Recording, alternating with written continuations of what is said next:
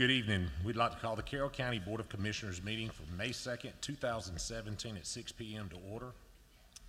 Call on Susan Mabry for roll call. Chairman Marty Smith. Here. Vice Chairman Trent North. Here. Commissioner Vicki Anderson. Here. Commissioner Tommy Lee. Here. Commissioner Michelle Morgan. Here. Commissioner Lee Powers. Here. Commissioner George Chambers. Here. Thank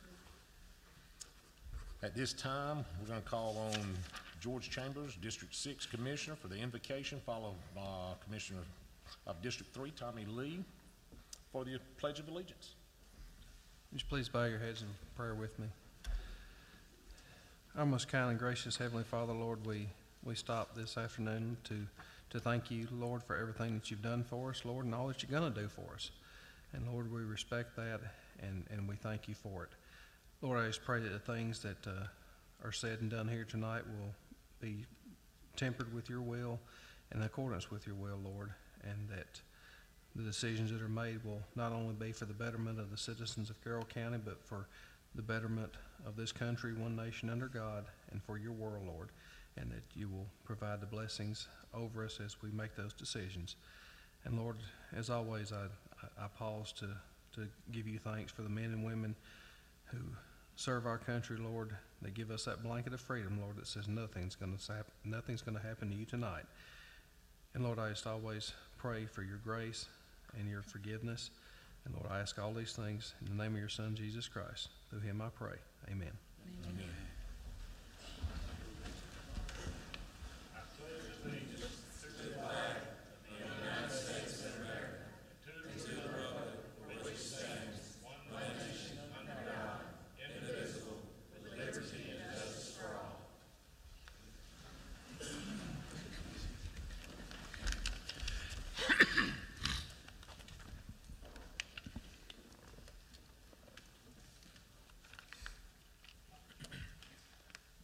Thank you, Commissioners.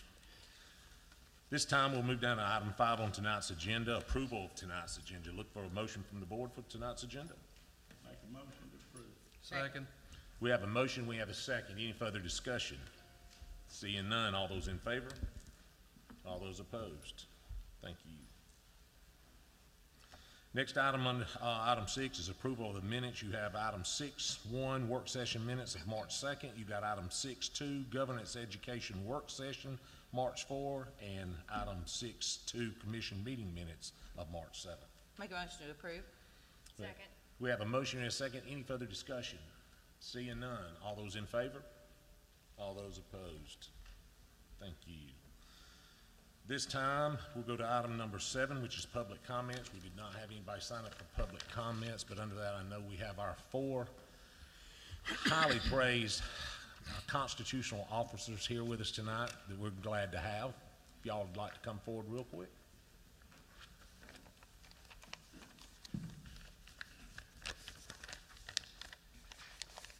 Good afternoon. I got nominated first. They said because I was the senior, and I don't know if they meant that in age or in years of service, but unfortunately I think I qualify for both.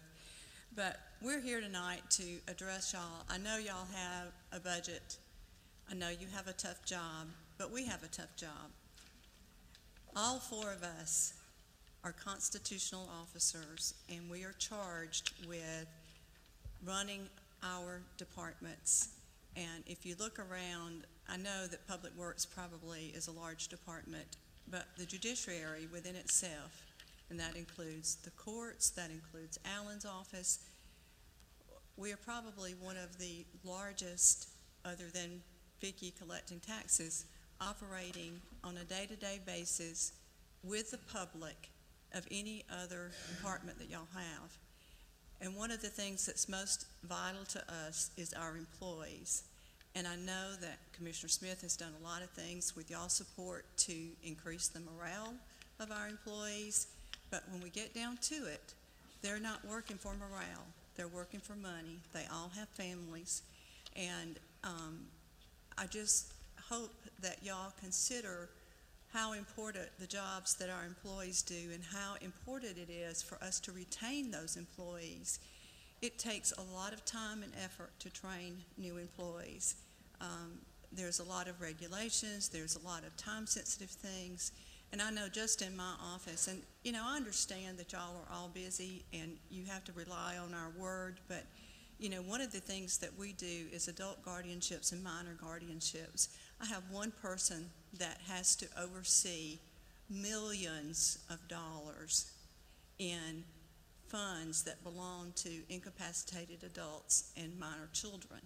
And that includes their annual returns, that includes their personal status reports, and that's a lot of money, and that's a lot of responsibility. And I just feel like that we're at a point, nobody likes to have to do tough things, but sometimes we have to step up to the plate and do those tough things. I know I have to step up to the plate and make decisions that affect people's lives every day. And I just hope that when the time comes, that y'all consider what we've said. And I think if you look at all four of us, we don't ask for things we don't need. We try very hard to be good stewards of the money you give us. And we operate every day on minimal budgets. And I know that the economy's been bad. I know there's been lots of loss of revenue, but I know that we have sources to increase our revenue. And I know that some of those sources are not the most popular sources. But again, I think sometimes we just have to look at it and say, it's time, we've got to do some things, we've got to keep the employees that we got, because if you don't, it's just going to cost us more money in the long run. And I think if we can save the money up front and keep those people we have. I have a wonderful staff, and I know they're not working for the money. They appreciate the job they have, and they appreciate what y'all have done. But like I said, when it gets down to it, I think the bottom line is, you know, they do need increase in salaries, because I know we're a local government and we can't always compete with the private sector. But when we start losing employees because of salaries, then I think it's time for us to step up and say, what can we do to make Carroll County government an efficient government and keep these employees and offer an opportunity to them that where they will stay here with us and not use our money, the tax dollars, to send them for training, and in Sheriff Langley's case, have to send them to an academy. You know, Allen's courts have to go on whether he has 4 employees there or he has 10. And I'm in the same boat, and so is Vicki. So we're asking, and I'm not speaking on behalf of all of them, but I'm just saying that we're here united to ask for your support as much as we have depended on you and you've depended on us for our support. Thanks.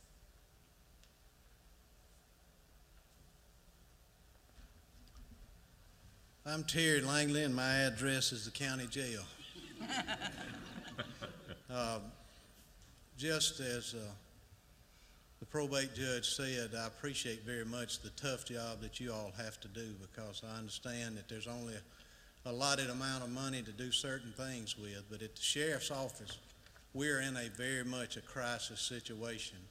Our deputies, from corporal down to starting deputy, pay has been deficient, and we've been talking about it, and you've come forward a time or two and helped with that, and I appreciate that. I've been talking about it for 10 years, but 10 years ago it wasn't that big a problem with our deputies because the economy was not good. Nobody else was hiring. But since that time, Carrollton, Villa Rica, Temple, the state of Georgia, and everybody around us have raised pay. And so it's at a crisis situation for me to keep deputies. I'm losing them every day. I've gotten 4 resignations in 4 weeks. 3 went to the state, where the state got a 20% raise, and the other went to the college. And I think you can go back over the last 2 or 3 years, and you'll see that these certified officers, we've supplied everybody from Carrollton Police. We've had some go to Villa Rica. I even had one leave and go to be a marshal in Paulding County. But it's at a critical state. It's hard for me to staff the shifts because our deputies' pay is not what it should be. Now, I've submitted a 4-year plan. I know we can't eat the elephant all in one bite. A 4-year plan, perhaps, to get them in the ballpark. I also know that pay is not usually the #1 reason for them to leaving. But since 3 of them left, they automatically got a $12,000 a year raise the first day. So when it's that much difference, pay is the number one issue. If this 4-year plan could be implemented for these deputies, I think it would get us into the ballpark. And I think with our training and the environment that we have and the equipment we have, we can keep them if we're just in the ballpark, just with our local people. Now, you know, the state made it even tougher on local people. And don't get me wrong, I applaud the state for giving law enforcement a 20% raise, but it has really made it very difficult for us at the Sheriff's Department to keep people. So I don't know what the budget is, but please take serious consideration for the starting deputies' pay. It's only about 1/3 of my office. I agree with the judge that every person in Carroll County needs a raise. County employees haven't seen a lot of raises, and thankfully in the last few years, this board has made sure that the county employee had better benefits, and a year and a half ago, a good raise, so I appreciate that greatly. So I just want some consideration so that we can keep our deputies, and you know, it's a tough time to be in law enforcement. For what some of these deputies make, I don't know why they'd risk their life. We have shot, and I'm not proud of this, but we didn't have any choice. To tell you how dangerous it is, in the last 10 months, the deputies have shot 3 people. One was trying to stab a deputy with a butcher knife. The other tried to take the deputy's gun. Another one drew a gun on a deputy. Fortunately, the deputies weren't hurt and those people survived. So it's very dangerous out there, and we have got to pay our deputies better pay if we expect them to stay with us here at Carroll County. But thank you for consideration. Whatever it takes to do that, I'm with you. I don't want to come up here and make a bunch of requests and you have to do some tough decisions. I will back you. I'll be with you through the process, whatever we need to do to get these people that put their life on the line the money that they deserve. Thank you. I don't think I need to stand up here and do anything other than to echo the sentiments of my two constitutional officers and what's going to be said by Vicki here. But I would like to say from the standpoint of the clerk of court that I thank you for all the hard work that y'all have done to help me through the years with the request I have made, although I know that it's a balancing act. And I think I may have said this one time when I was filibustering y'all for some employees, that it's my job to ask for it. It's y'all's job to decide whether we get it or not.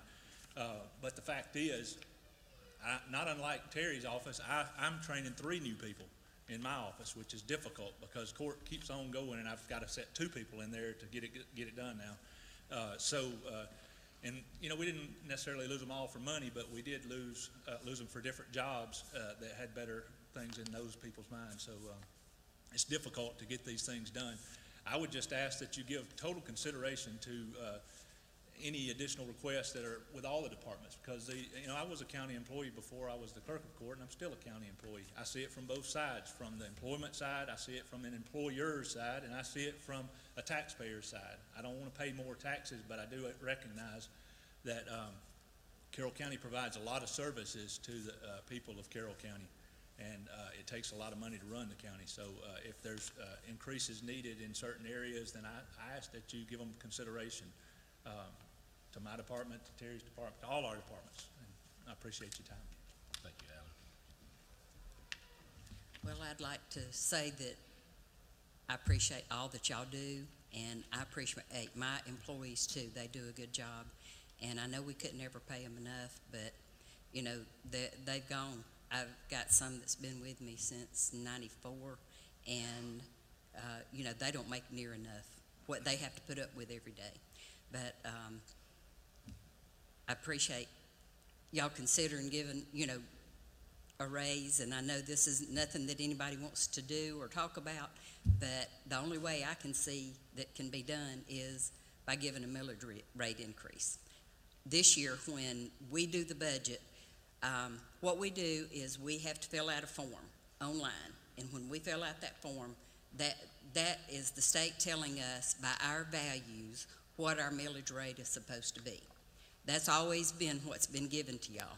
Every year, that's what's been given to you, and you decide whether you want to keep this millage rate or not. Well, in looking at that, that millage rate does not cover the budget. So I know we have to have a shortfall every year. Where that money comes from, I don't know. That's not a part of my job, and setting the millage rate's not a part of my job either. But I'd like for y'all to understand more of this, and I would like the taxpayers to understand a little bit more of this too, in y'all's defense, if you did go up on it. This year, we're going to, when Lemon and I go over this, we're going to come up with that figure that the state says that we're supposed to set. Then we're going to take your budget that you give us, and we're going to tell you what the millage rate should be to cover that budget. So then you can decide whether you want to go up on the millage rate or not. Now, last year, everybody says, well, the values went up. Well, the county portion of that bill, the county, y'all all know that the county did not hardly get any of that money. We may have gotten $1 million extra or so. But in that is what they call the local float exemption, and I just want to explain that because a lot of people do not understand what the local float exemption is. So if you had, when you signed up for homestead exemption on your property, if your property was worth $100,000 at that time, then now your value went up to $150,000. The $50,000 went into a local float exemption. You get exemption for that $50,000, and you only pay county portion on that $100,000, which you paid when you first signed up for homestead exemption. So the county did not get any increase in money for somebody that had homestead exemption, and their value went above what it was when they claimed homestead. So we didn't get any money off of that. But we're going to this year, we're going to give you the value, the millage rate that we think would cover your budget, and then y'all have to decide. And I know it's a hard decision, but, you'll have to, decide whether it's right or not, to cover the budget. So that's what we're going to do, and we just hope you do the right thing. But we really need to help our employees more than anybody, because nobody makes enough money. And everything, our insurance goes up, and we can understand that, but what raises we have got, the insurance covered. So, these people haven't really gotten much of a raise in the past year. So we just need to do as much for them, and we appreciate all y'all do. I know you don't get that praise often enough, but we do appreciate what y'all do. Thank y'all. Thank y'all. And as far as the board, tonight what we'll be passing is just an advertisement for a balanced budget that the charter calls on. Then this board as a whole will be working over the next 30 days to implement a budget that we'll accept and vote on in June. So thank y'all for coming and participating. Mr. Chairman, can Yes, we ma'am. ask them for recommendations too, if they have other ideas? Absolutely. Absolutely. As constitutional officers, I know that our only responsibility, or your responsibility, is that we set your budget, and then you run your departments and your everything as you wish, and we have no control over that. So the budget is where we meet. But when you all come and ask this, can you? I would like to get any ideas that you have as far as recommendations. I know the sheriff has submitted a 4-year plan. For things, but if you have ideas, I know that raising the millage rate, which in other words means raising taxes, has to be on the table if that's the case. But if there's anything else that you see, if you would make recommendations to us, I know I would really appreciate it.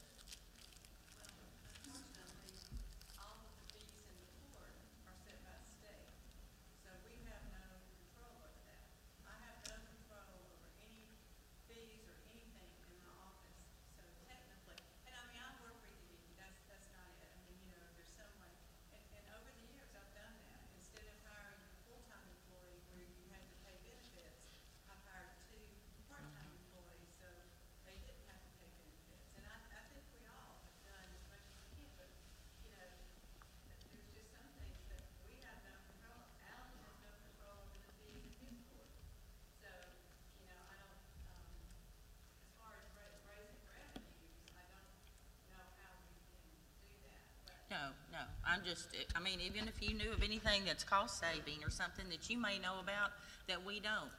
or I don't, or something that would help us in the budget process, because we know it's gonna be, you know, to the bone, too.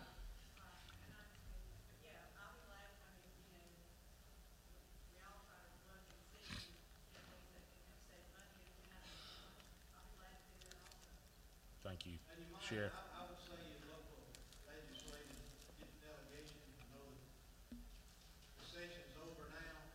Sheriff's Association tried very much to put together a package, a compensation package to help local law enforcement, and I don't think it went very far in the legislature. And I disagree with state government that it is a local problem with deputies and local law enforcement pay, because we all pay state taxes. And unless I read the paper wrong, they had a $2 billion surplus, and I just don't understand why the state would want to pay one group of law enforcement $15,000-$20,000 more than the other. And the state tax, everybody, all of us pay state tax, so we've asked for some relief from the state as well. We don't expect it to be all the way. Secondly, there was some mention at one time about a short-term fire tax or public safety tax that people might pass here that would only be a short time that would go to give you those firemen that you need in those fire departments that would have bills, but no firemen to go in them, and also that would bring money in for public safety.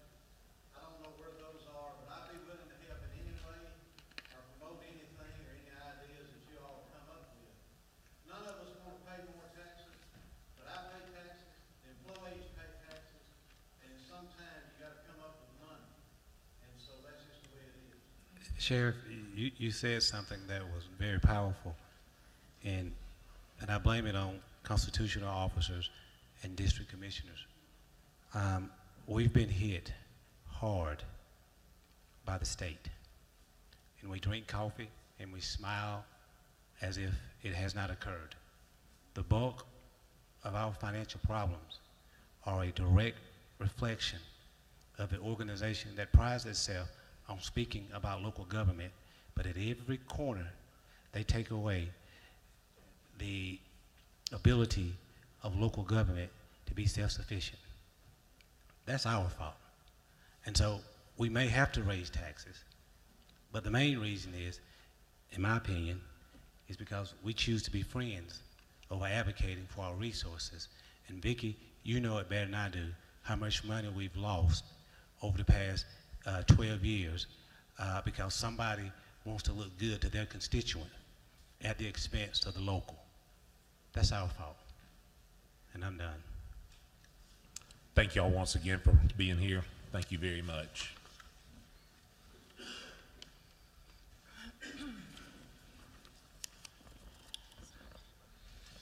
Next item on the agenda, we'll go to the financial session. We'll go to item 8.1, financial recap for February and March 2017. We'll call on Finance Director Lehman Stevens. Thank you, Chairman. The February and March statements are in your packet, and I will go over some of the March 2017 financial highlights.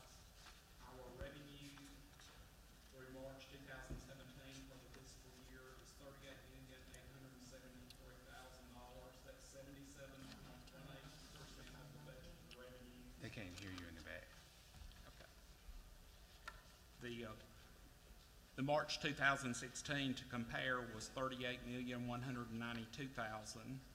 So we have an increase comparing March 16 to 17 of $681,000. The expenditures through March 2017 of the general fund were $35,400,000, which is 70.46% of budgeted expenditures. Compared to March 2016, $35,519,000. So our expenditures have actually decreased $118,794. The fund balance of the general fund at March 2017 was $12,530,000, and this compares to March 2016 of $11,141,000. So we have an increase of $1,388,000. The general fund operating cash at March 31st was $12,299,000, and at March 2016, $10,507,000. But again, when you look at the cash balance, remember that the months of April, May, and June are slow revenue months, and our expenditures continue at the $4 million per month.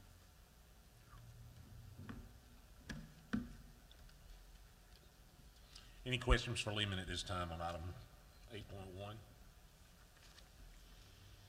Seeing none, we'll move to item 8.2, the FY17 budget amendment. We will call on Lehman Stevens as well.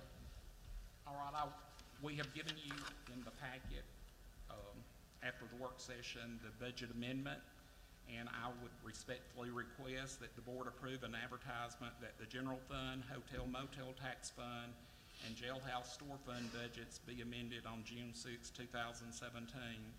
The amendment will decrease general fund estimated revenues in the amount of $1,385,000 and decrease general fund appropriations in the amount of $1,385,000. The amendment will transfer $125,000 from the county's contingency expense line to various department budget expense line items. In addition, this amendment will transfer funds within department expenses line items to offset increases and decreases in the line item expenses for the current fiscal year. The hotel motel tax fund estimated revenues will be increased in the amount of $25,000, and the hotel motel tax fund appropriations will be increased by the same amount. The jailhouse store fund estimated revenues will be increased in the amount of $245,000, and the jailhouse store fund appropriations will be increased $245,000.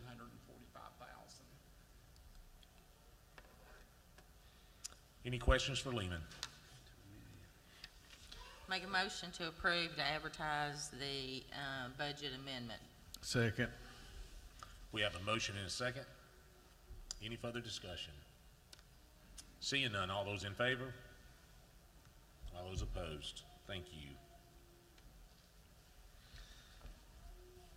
Item 8.3, proposed FY 2017 and 2018 budget. Call on Lehman Stevens as well.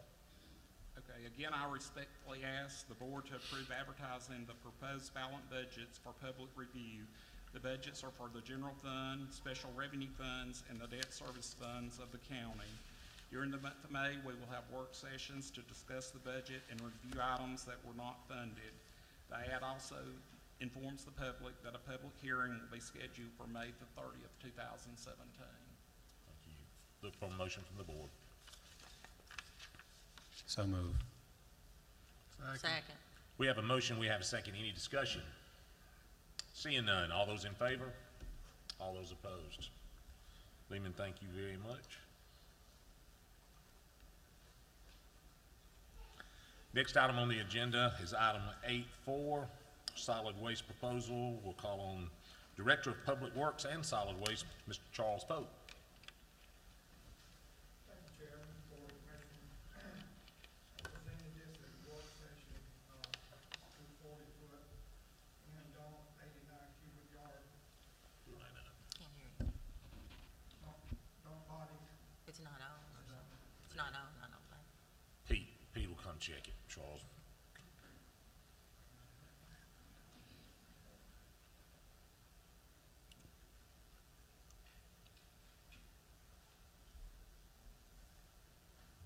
Talk extremely loud, if you will.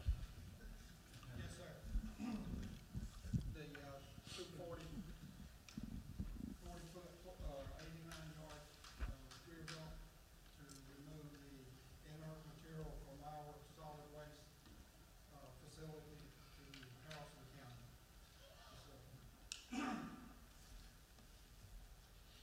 Any questions from the board? Look for a motion. Make a motion to approve. Second. We have a motion and a second. Any discussion? Seeing none, all those in favor? All those opposed? Thank you, Charles.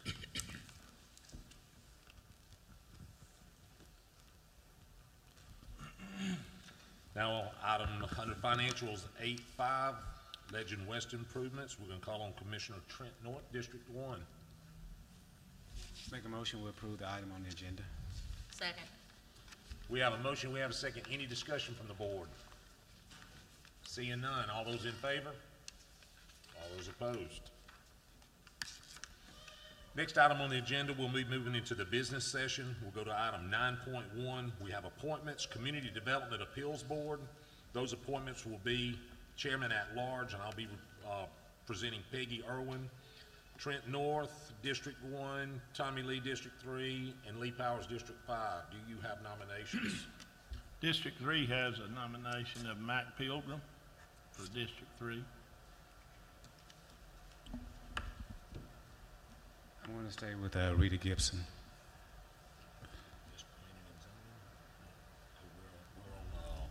I'm just going to add it to his number. Yeah, are you keeping Karen Curtis? Yeah. Okay, repeat that, please. Make a motion to keep Karen Curtis. I thought that's what you told me. You're okay. Can you add Rita in your motion so we won't be here? You want to add Rita Gibson to your motion and I second it? And we still have Lee Powers. I'm gonna table mine to the next month if you don't mind. Okay. I make a motion that we keep the representative from District 3 and the representative from District 1. Second. And at large, if you would. And at large, my bad. Okay. So we have Second. a motion and a second to keep at large Districts 1 and 3 and 5 to abstain until next meeting. Motion and second, any discussion? Seeing none. All those in favor? All those opposed? Thank you. Now, item 9.2, appointments to the Planning and Zoning Commission. There'll be chairman at large. I'll be presenting Terry Agnew. We need Districts 1, 3, and 5 as well. District 1, I want, she's here tonight and takes me, Deidre Wilson. okay, Deidre Wilson. District 3, Commissioner Lee. Mike Pilgrim for Mike. District 3. And Commissioner Powers, District 5. Randy Coggins.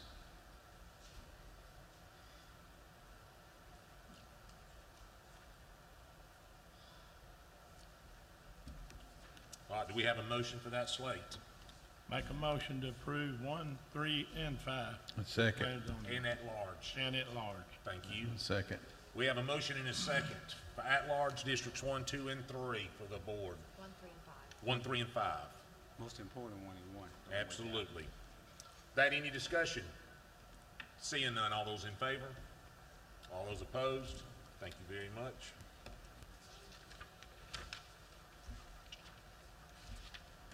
Next item under business is item 9.3 for the Charter Transit Advisory Committee. We're going to call on Commissioner Michelle Morgan, District 4. Okay, so I presented this to y'all at the work session to have our Carroll County Transit Advisory Committee charter. The one change I asked for, changing it from 8 to 9 so that we'll have a 51% vote if necessary, has been made in the packet. So, if there's So any moved. questions? Second. We have a motion and a second to change the charter from an 8-member to 9-member. Any discussion from the board? Yes. This is for the public transit system Yes. that we will be getting. Yes, this is the charter, and then next we'll vote on the committee that will start meeting in July, and we'll be bringing you different information quarterly. And what's our And expected the time ETA? frame is, hang on one second, we looked at, I think the grant has been written from Three Rivers, and they're waiting on response, but when I last talked to Robert, he's thinking somewhere between January and March of 2018. Thank you. Okay.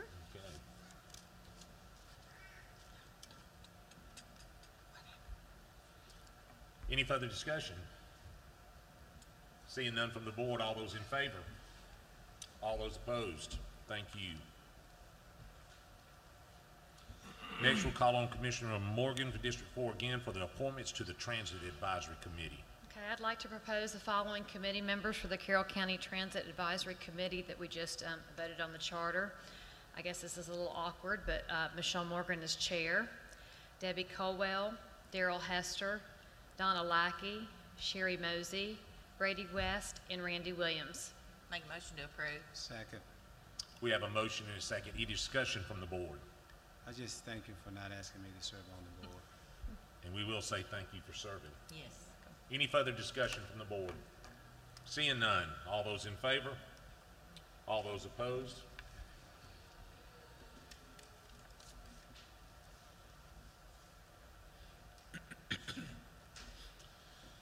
We'll go to item 9.5, a Carroll EMC easement. We'll call on County Attorney's Office, Mr. Avery Jackson. Mr. Chairman and Commissioners, we have for your consideration an easement between Carroll County and Carroll EMC for a 30-foot right-of-way so that Carroll EMC can provide power service to the pump house at Little Tallapoosa Park for the new splash and play. Make a motion to approve. Second. We have a motion and a second. Any discussion? Seeing none, all those in favor? All those opposed? Thank you, Avery. Item 9.6, Soil and Erosion Sedimentation and Pollution Control Ordinance. We'll call on Avery Jackson as well. The second item I have for your consideration tonight is ordinance to amend Carroll County's Soil and Erosion Control Ordinance. We've adopted the state's model ordinance, and the state has changed their model ordinance last year, and we're proposing for your consideration to adopt the changes that the state made to their model ordinance. Make a motion to approve. Second. Motion and second. Any discussion from the board? Seeing none, all those in favor? All those opposed? Thank you, Avery.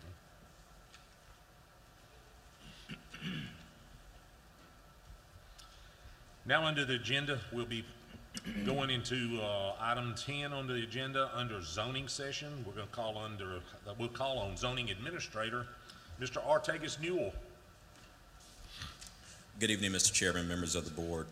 Before I get into the items, just briefly, I'll go over the items for consideration. Number one, whether the zoning proposal will permit a use that is suitable in view of the use and development of adjacent and nearby property. Whether the zoning proposal will adversely affect the existing use or usability of adjacent or nearby property. Whether the property to be affected by the zoning proposal has a reasonable economic use as currently zoned. Whether the zoning proposal will result in a use which will or could cause an excessive or burdensome use of existing streets or transportation facilities, utilities, or schools. Whether the zoning proposal is in conformity with the policy and intent of the land use plan, and whether there are other existing or changing conditions affecting the use and development of the property which give supporting grounds for either approval or disapproval of the zoning proposal. With that, Mr. Chairman, the first item we have is an application to consider a rezoning from commercial to office and institutional for the purpose of constructing a 60-bed residential personal care, assisted living, and hospice care facility at 3080 Carrollton-Villarica Highway. This is for owner and applicant Ms. Clara Ogonze. Mr. Chairman, this request has a unanimous recommendation of approval from the Planning Commission. It also has a recommendation of approval from the staff. Mr. Chairman, Ms. Ogonze had a medical procedure earlier today. She has a representative here to speak for her tonight. Absolutely. If we'll call on the representative, please.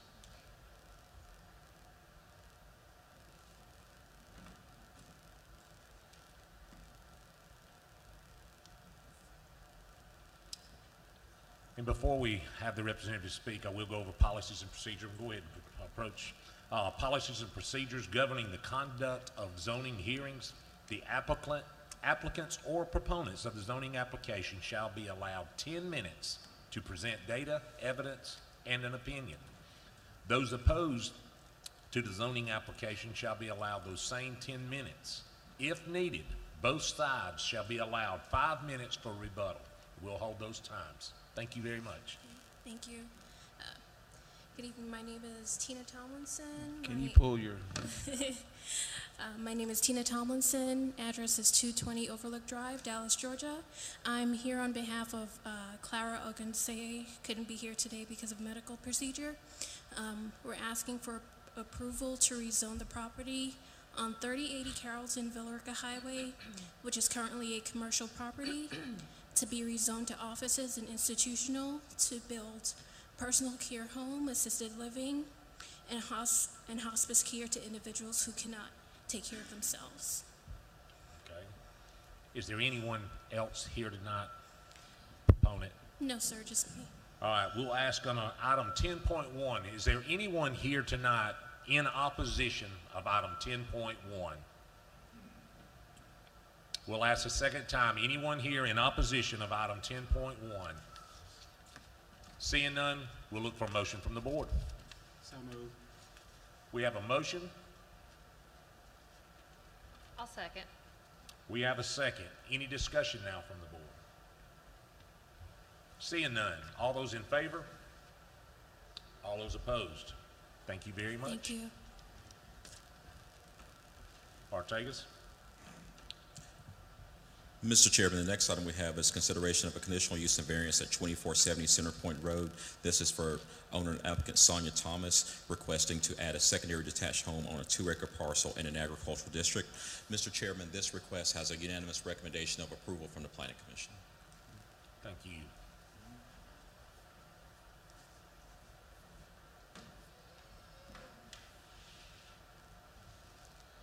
My name is Sonia Thomas. I live at 2470 Center Point Road.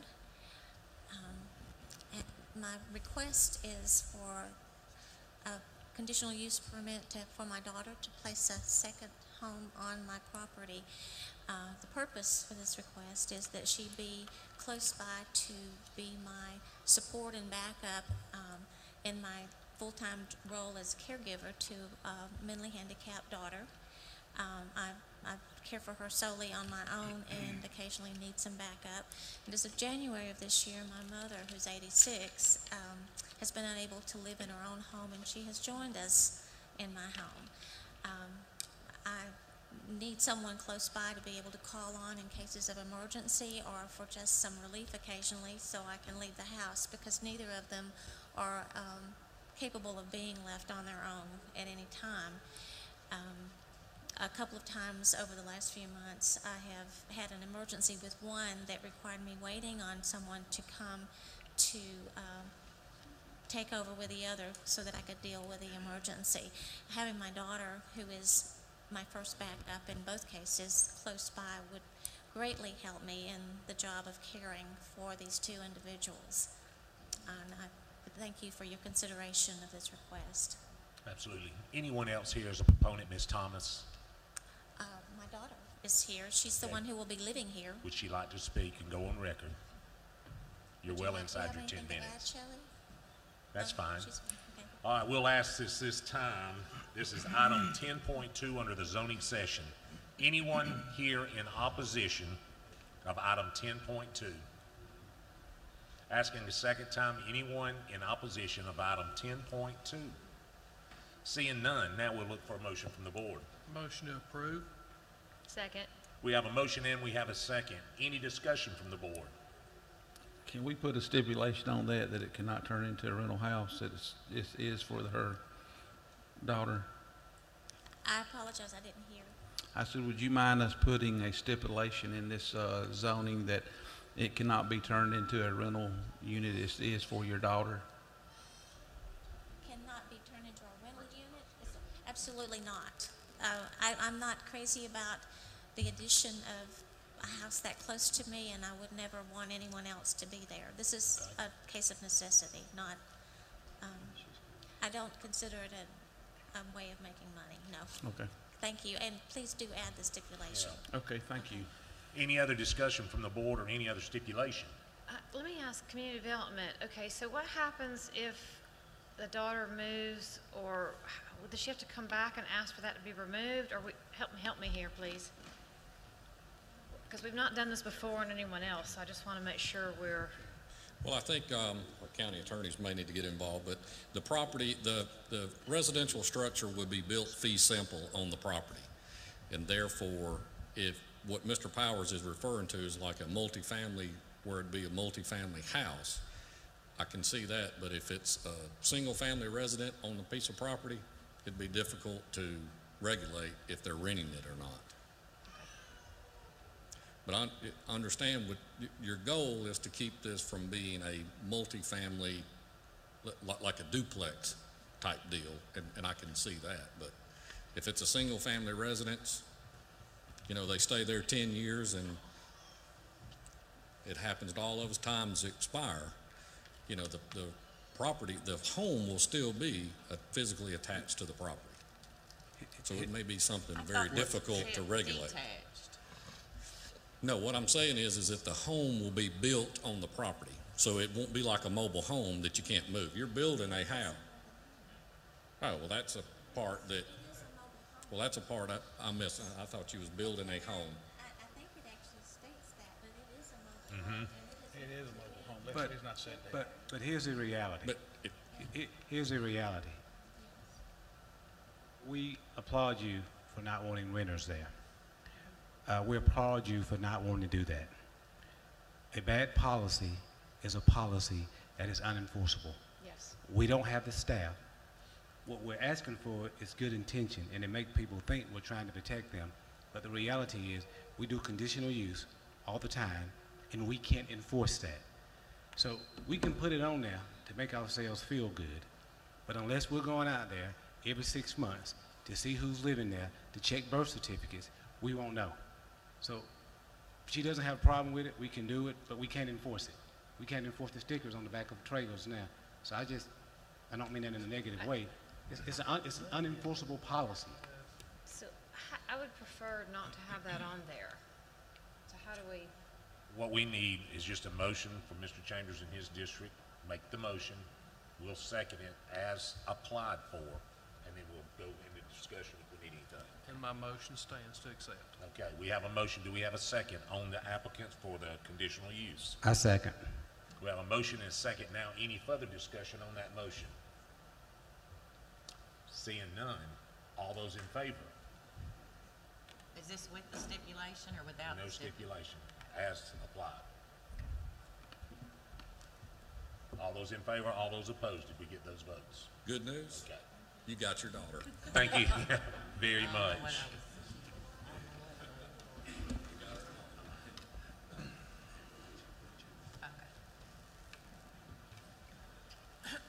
Call on Ortegas for item 10.3. Yes, sir, Mr. Chairman. This is a rezoning request to rezone from agricultural to commercial in order to construct and operate a store. This is located at 1095 Horsley Mill Road. Mr. Chairman, this request has a recommendation of approval from the staff. It has a split vote of 2-2-2, and thus a no recommendation from the Planning Commission. I will say that there were 2 votes in favor of the application at the Planning Commission, 2 against, and 2 abstentions, and we had 1 absent from the Planning Commission. Thank you, Ortegas. We'll call on the applicants.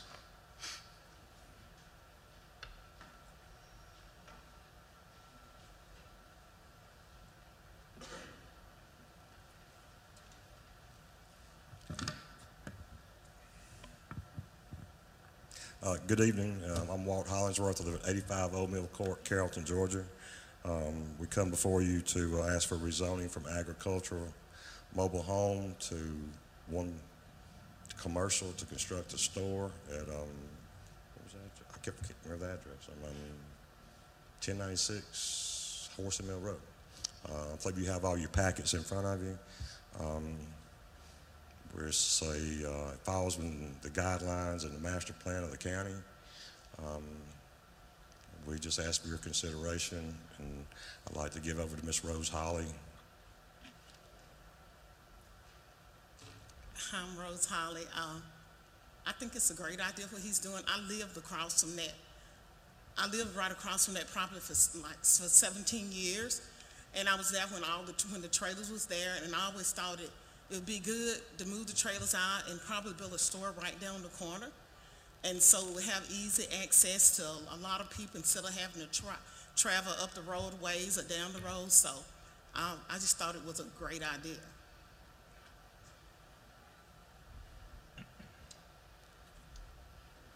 At this time, I call on Mr. Dennis Taylor, who's, he can tell you where he lives just down the road.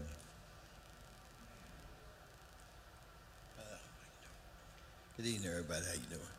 I'm Dennis Taylor, and I live at 991 Horsley Mill down the street from where the store, where we trying to do the store at, where you want the store at. I've been knowing Mr. Walt for many years, very good guy, and if he put a store there, it would be put up right. You know, it wouldn't be just an old junky store and stuff. He would have it right, you know. And that way, when I leave out of my yard, I either go left or right, and I go to the store. So it'd just be right up the hill for me, and I know it'd be taken care of, done the right thing. Thank you, Mr. Taylor. Yes, sir. Thank you. Thank you. Anyone else here, Walt, on proponent? No. All right, stop the time, reset. Now we'll call, is there anyone here in opposition of the rezoning of item 10.3. And remind, it is a collective of 10 minutes, so if you've got a group, POA, or anybody, have your speakers under the 10-minute limit. Thank you. Good evening. Representing, are you for or against? Against. Okay, thank you. We'll start the time. Sorry. Good evening, Deirdre Wilson, 1199 Oak Mountain Road, Carrollton, Georgia. I own the property directly across from where the store is going to be built. I purchased that property almost 30 years ago. Next year will be 30 years. I too lived there. I was neighbors with Rose. We watched the trailers burn down. We watched the trailers go back up. My family live in my house at this time now. There's no way I cannot stand and say that that store would be a nuisance across the street from my family. I don't want the store there because it will hurt the property value. An investment I made 30 years ago to leave to my child. And so it's personal to me because that's my house. I understand the urban growth, but I stand here because I live there. I listen to the noise across the street as a homeowner, and I know personally that that store and the volume of traffic, I watched accidents, I've listened to it. I know that store would not be beneficial to that community. Thank you. My name is Richard Littleton. I'm a deacon at Pleasant Hill Church. And first of all, I want to thank you for the invocation at the beginning of this meeting. Because I've said a prayer also that he'd lead me and give me the things to say and make the right decisions. And first of all, I want to say that we're directly across the street from this proposed project. And it's going to have to be a major ordeal to try to get it to fit into the footage and everything away from the church doors. But first and foremost, there are two different viewpoints here for a church and a commercial property as opposed to be right across the street from each other. And it also, if it goes commercial, it'll never go back. This is an agricultural and residential community that is not situated for commercial zoning. Our church at Pleasant Hill has been there since the late 1800s. We work hard to maintain our grounds and to maintain the country appeal that we have there. We have had lots of unauthorized parking over the years, and we have a lot of tractor trailers turning around in our parking lot, and it's caused damage to our parking lot. But we take it in stride, and we just haven't said a lot about it. But this type of business will only add to more trucks coming into the area. There's nothing different that will be sold by this business that cannot be attained just a few miles in either direction. There's going to be a major increase in traffic congestion, noise all the time. Later in the evening, there'll be litter blowing over on us on our church grounds. There'll be lights blaring in our face at night, and there'll be water run off from the parking lots. And frankly, I would not like to see or be sitting at my pew in my church. Right now I can look out and see the country setting that we have, and if this is built, then that's going to take away all of that we've had for a long, long time there. So I humbly request that you decline this. Thank you.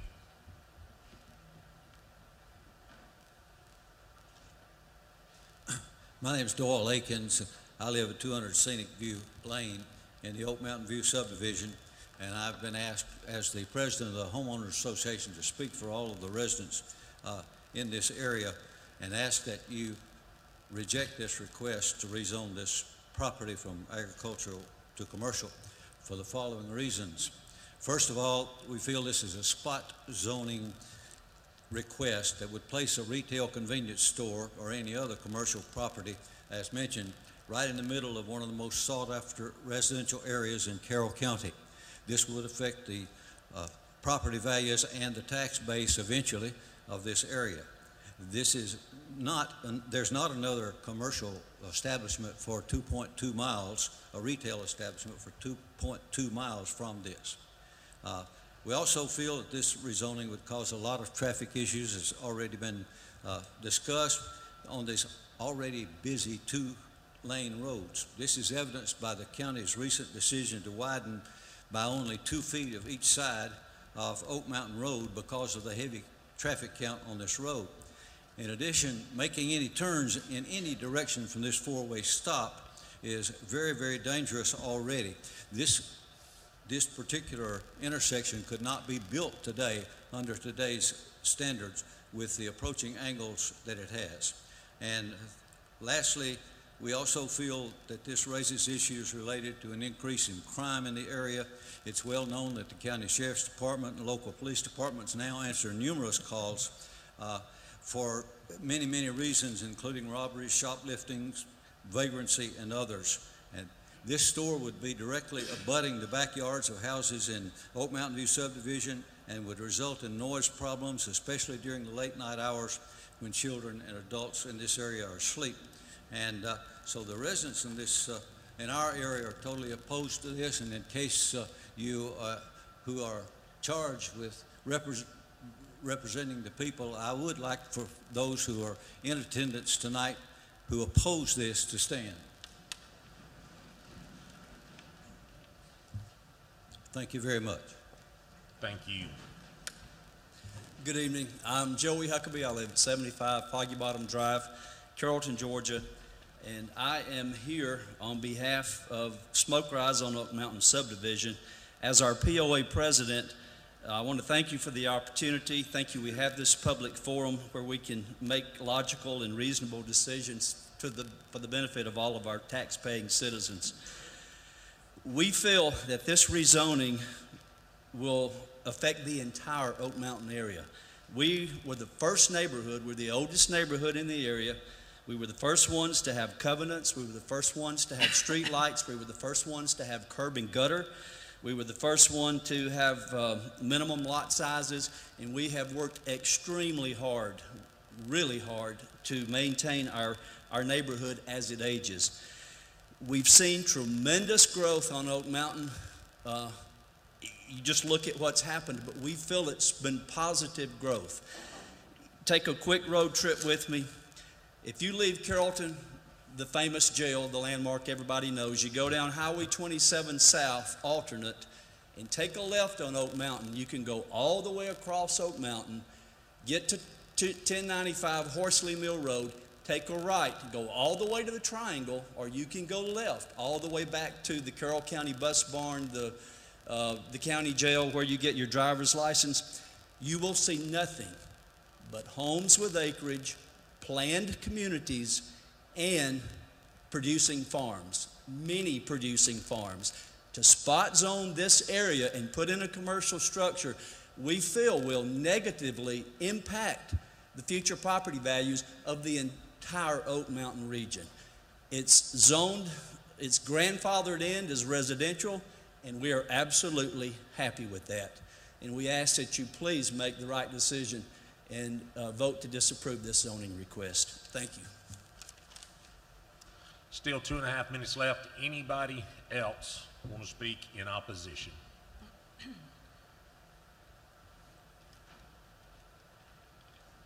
you very much. My name is Kyle Marshall at 1012 Horsley Mill Road.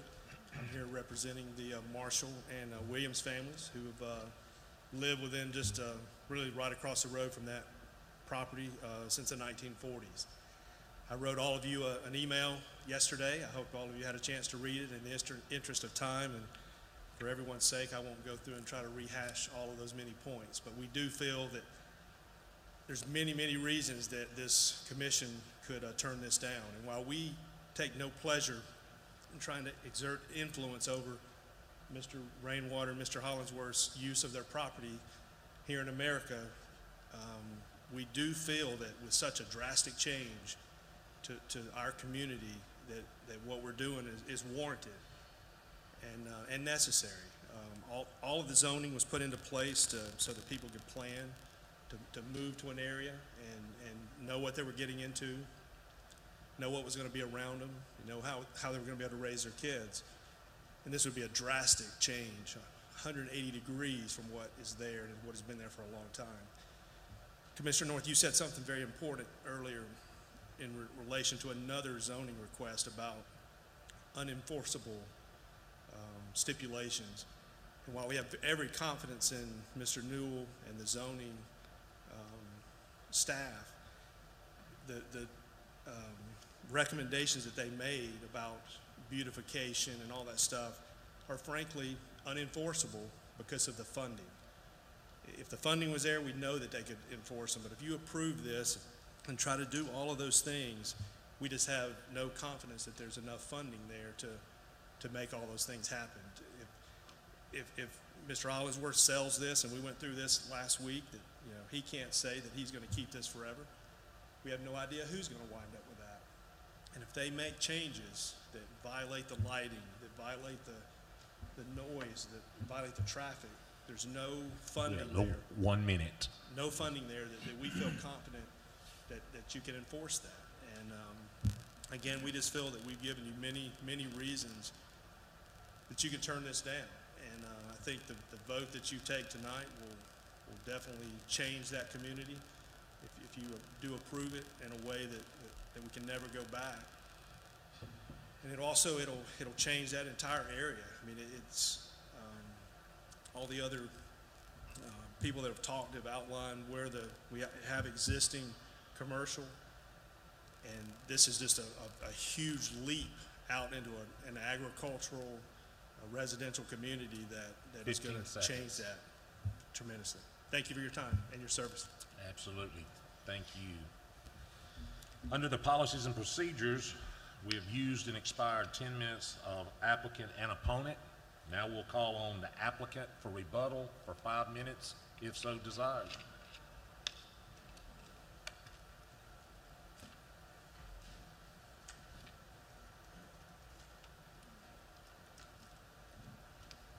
Thank you, Mr. Chairman. I understand all the residents' complaints and concerns. I have a lady, a letter from a lady that owns 3.5 acres between me and Oak Mountain View. There's a buffer of 3.5 acres of land from where the store will be situated to the Oak Mountain View subdivision. Everybody's talking about the increased traffic. I really don't see how it's going to increase traffic. Stripping Chapel Road, Oak Mountain Road, Pleasant Hill Road is a cut-through road coming from Fairfield to everybody going to the shopping centers. I can't control that. I don't think the traffic's going to pick up more going forward. I would like to call on Ortega's just a second, though, if I can vary from this a little bit, that this does fall in the county use plan. I don't know if y'all have gotten that memo from him or not, but it was set down in y'all's plan for the county on the property side of it. It does fall in. If this is denied tonight, the trailers can go back up. I don't see how a store is going to detract from property more than 3 trailers going back into the property. But that be your decision. That will be the course of action that we will take. It will not stay like it is. Can I call on Ortega's to? Call on Ortega's if he'd like to speak. Could I call on you to? I think he wants clarification to explain what the zoning falls under. Before he speaks, he's a neutral party. Can he? You've got to. I guess we need to clarify that that Ortegas is not a proponent or opponent, so It's maybe. just strictly clarification. But my question is, if he's speaking doing his part, No, how it's can not. it not be? It's not, you can't speak during rebuttal. I think Okay, the. we'll wait until the discussion, and then Right. you can have him clarify if we need to. Fair? All right. Fair enough. Thank you. Still 3.5 minutes left. If anybody else under the rebuttal as the applicant or opponent. No, I'm not trying to put anybody on the line of fire but me. I've been taking a lot of heat just like all y'all have up here. I'm sure y'all's phones been blown up. I'm sure your emails have been blown up. People have caught me all over town. This seems to be a hot topic. It might be hotter than the John Paul firing range going across town. It's amazing to me that a store that would service Eagles Nest subdivision, that's in a little bit depressed neighborhood that doesn't have transportation to get to where we want to go. We weren't trying to do anything off base. Ortega's made us stay in lines with a beautification program on the highway, byways that y'all established 10 years ago. We've agreed to all that. It's going to be a rock brick structure, shingled house look like. It's going to try to blend in with the neighborhood to appear as a residential house and not a store. time frame to shut down would be 10 o'clock. I've heard people talking about the trash trucks coming by in the middle of the night dumping trash. I don't even think the county has a trash pickup, do they, Charles? I hear it at 9:30 every night at my house over at Greenway, bam, bam, bam. But I don't think the county does a garbage pickup. It would have to be an outside vendor doing that, and we can specify that that be done during daylight hours, not at night. Low lighting, we think it would make it safer in that area. We don't think it would detract from that area. It would give our local law enforcement a place to station up. In evening times, late at night, when things are not patrolled, they can go out and sit there and wait for the radio to ring and respond. We just feel like it's a good project, and we hope you see it our way and vote in our favor. Thank you.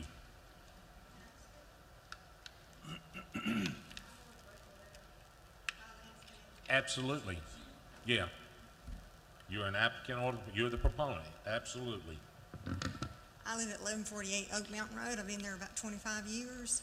I've never had a problem with anything over there. I mean, I stay to myself. I don't bother anybody. But I know Mr. Flynn, and I mean, he's a good guy. I've gone to his business, you know, traded with him and stuff. But I mean, I don't see nothing wrong with a store coming there. I mean, I think we'll benefit from it because I've had 14 operations in my life. I'll be 59 on my birthday.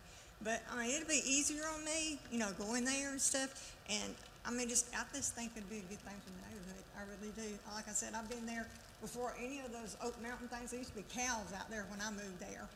And so, I mean, I've been broken into 3 times since I've lived there in the last 3 years, and the cops keep telling me somebody's watching you. So how can somebody watch me unless somebody lives close to me? So that really worries me. But I'm not scared of a store coming there as I am people stealing stuff. They stole my right lawnmower. They come in my house, stole all my jewelry in my jewelry box. You know, but no, I'm for it because I think our neighborhood will benefit for it. Thank you. Thank you very much. Anyone else in rebuttal under applicant or proponent? Seeing none, we'll stop the time, reset. We'll open the floor under the procedures of governing. We'll open the floor 5 minutes for rebuttal, those in opposition, if anybody would like to speak.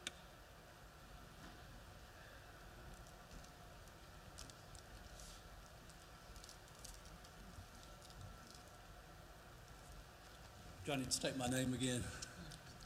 Joey Huckabee. As Mr. Hollingsworth was talking, I made some quick notes here. First of all, we're not deprived, and we're not a depressed area. I think everybody here from Oak Mountain will attest to that, correct?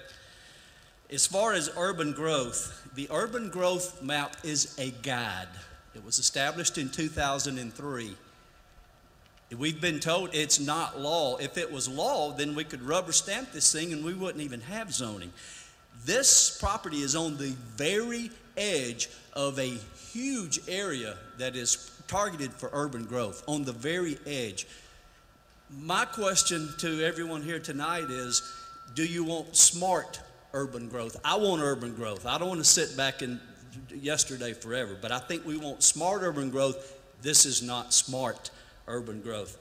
Regarding the traffic, it's not so much the traffic increase, it's already a dangerous four-way stop at peak times. And peak times is when the buses, it's on the center of school districts. There are buses from 2 or 3 different districts coming in. There's a sheriff's deputy who's there pretty much every morning and every afternoon to monitor this.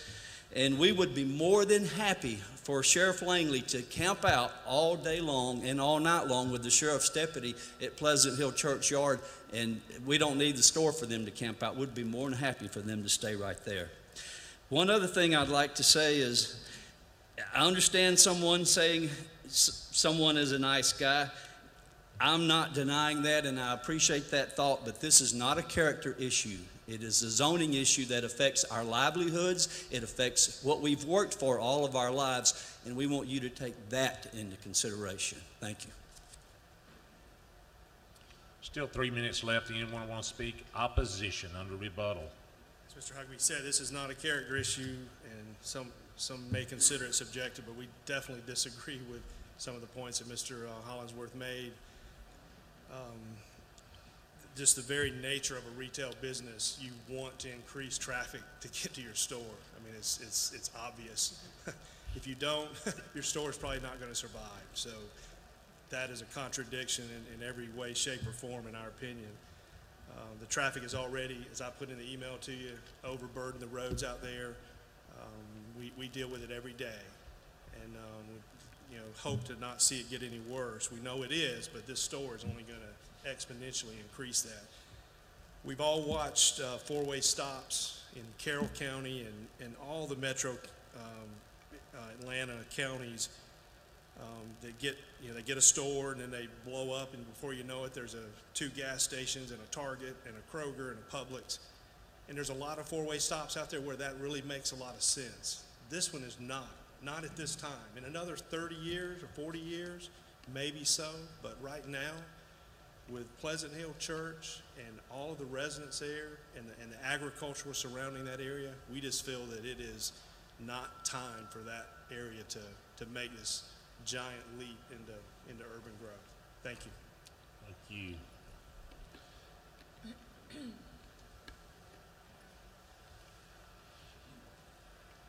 Roughly a minute and a half.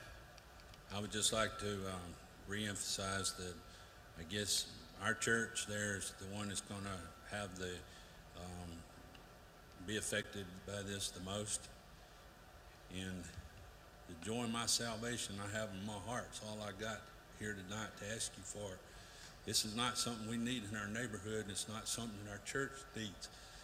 So please, I humbly once again request that you decline this proposed zoning. Thank you. 1 minute left. Anyone else in opposition under rebuttal? Seeing none, we'll close out the time. We'll look for a motion from the board. I make a motion to deny. Were we gonna? Artagas under discussion. Can Artagas discuss and talk about that zoning now, or under our discussion? Under our discussion. We have to have a motion and a second. So we have to have a motion and a second in order to discuss? Get to discuss. To discuss. Yes. Okay. I made a motion to deny. We have a motion. Do we have a second? Second. We have a motion and a second. Now we're open for discussion from the board. Okay. Yes. So if Artagas would like to speak, or any questions for Artagas? Yes. Yes, ma'am. I have a question. Anytime, and my issue is with planning and zoning, okay, and community development at the moment.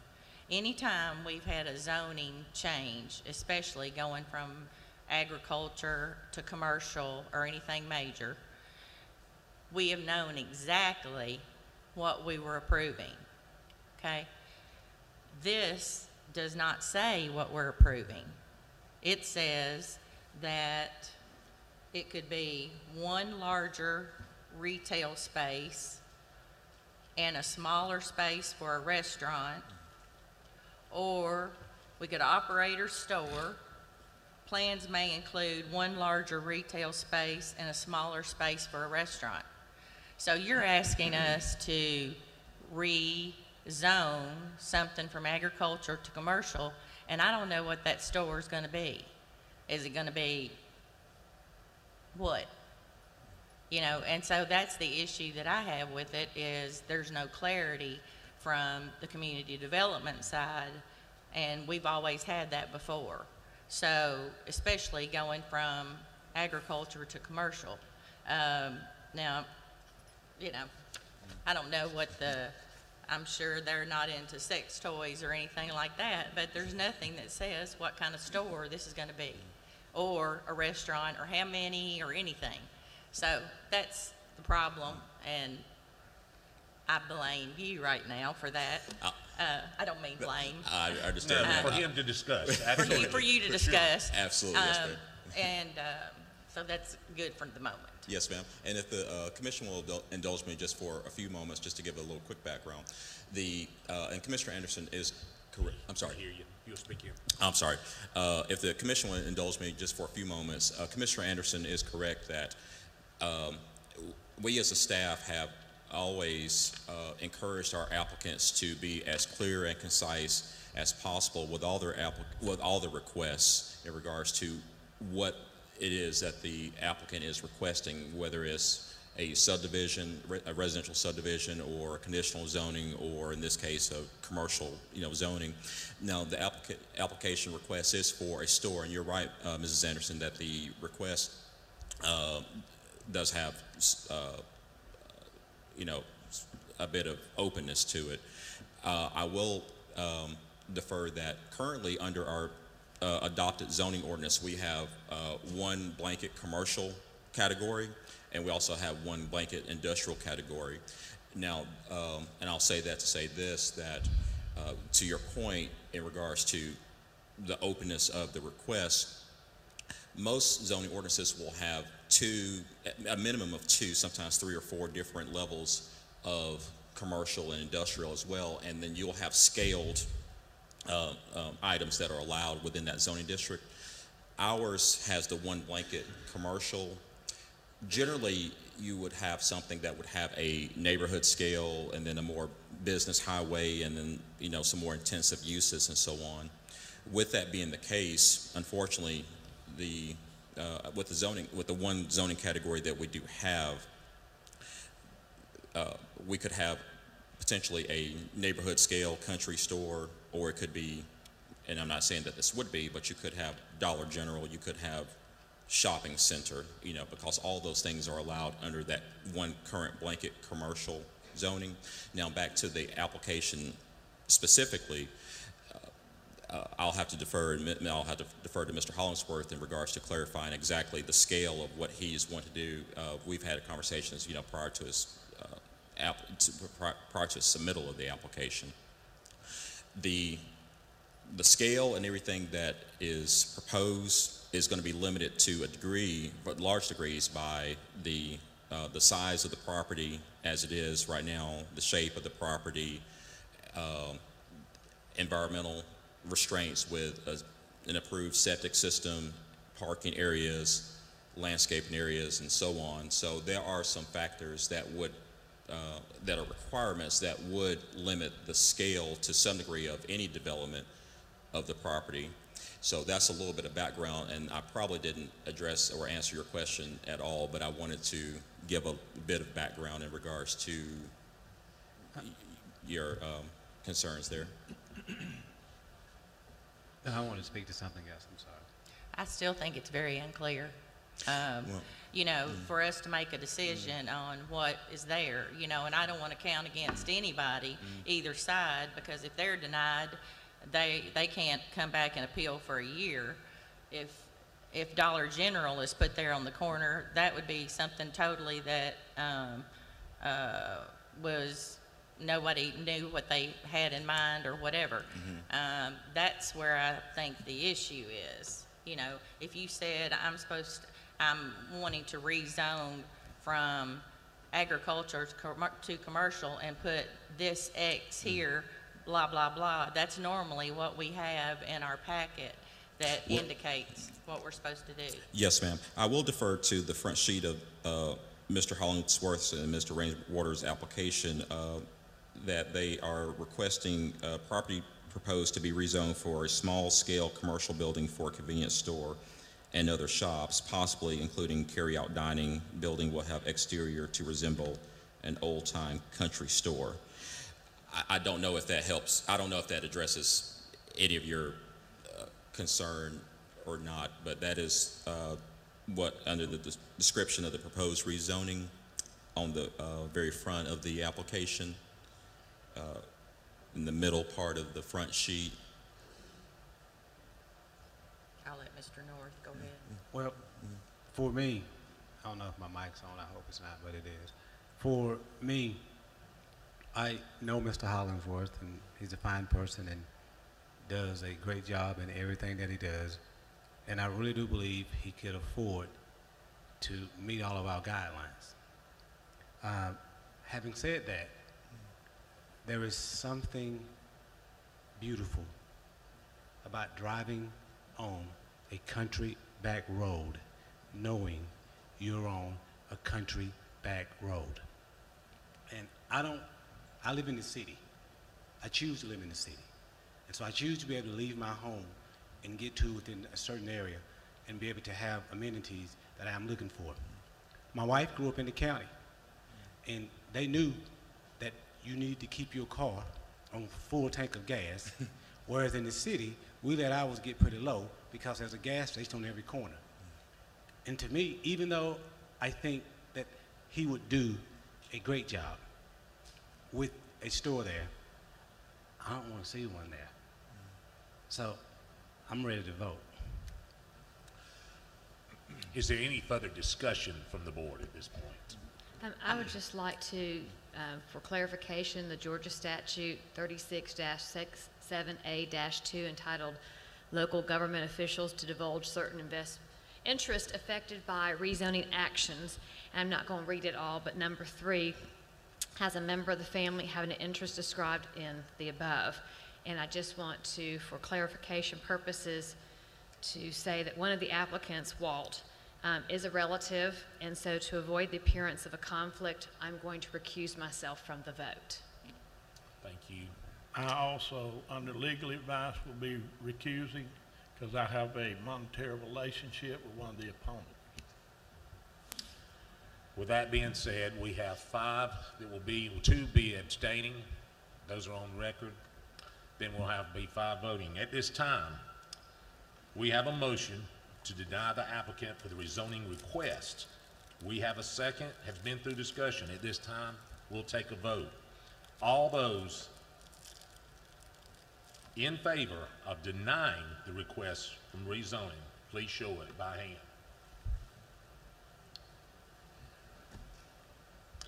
All those in opposition of the denial request, please show. And seeing none, thank you.